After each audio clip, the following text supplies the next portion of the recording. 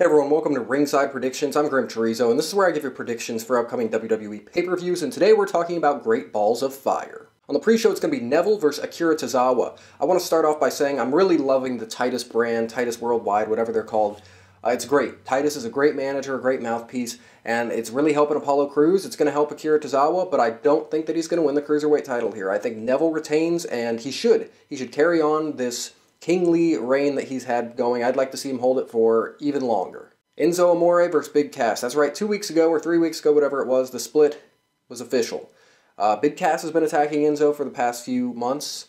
It was revealed. I'm not sure that I like it. I can't knock it because they haven't really done much of the story yet, but I just would prefer them as a tag team. I don't see them doing all that well on their own, but I could definitely be proven wrong there. I would have liked to see them win the tag titles, but either way, they're having a match at Great Balls of Fire. I think it's going to be one of those things where the match doesn't happen. Big Cass attacks Enzo backstage or during the entrance and it's a no contest.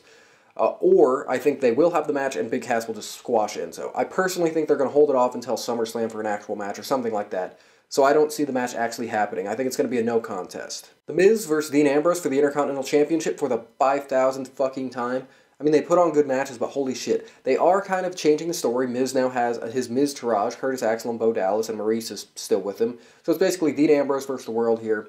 I see Miz retaining. I mean, after this, they gotta move on to different things. I think Miz could go against maybe like Finn Balor or something. I don't know. Seth Rollins versus Bray Wyatt. This is the type of match that you'd think on paper, you're like, my god, Seth Rollins versus Bray Wyatt. This is awesome. Two of my favorites. It's going to be great, but I really haven't been enjoying it all that much.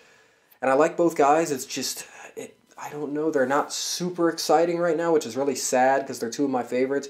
I hope the match steals the show, but I'm not expecting it to. I think it'll be a fine match, and it's one of those classic both guys need to win. Seth needs to win, Bray needs to win, but only one can win, really. So I think Bray is going to win, this is going to carry on, and then Seth will eventually win. Alexa Bliss versus Sasha Banks for the Raw Women's title. This should be a pretty good match.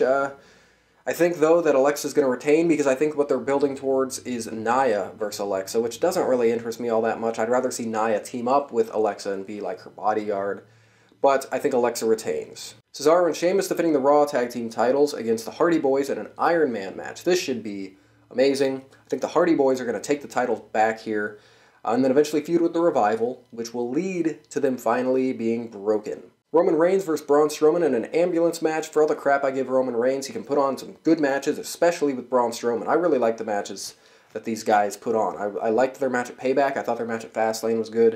And now they've got an ambulance match stipulation, so it's going to be chaos.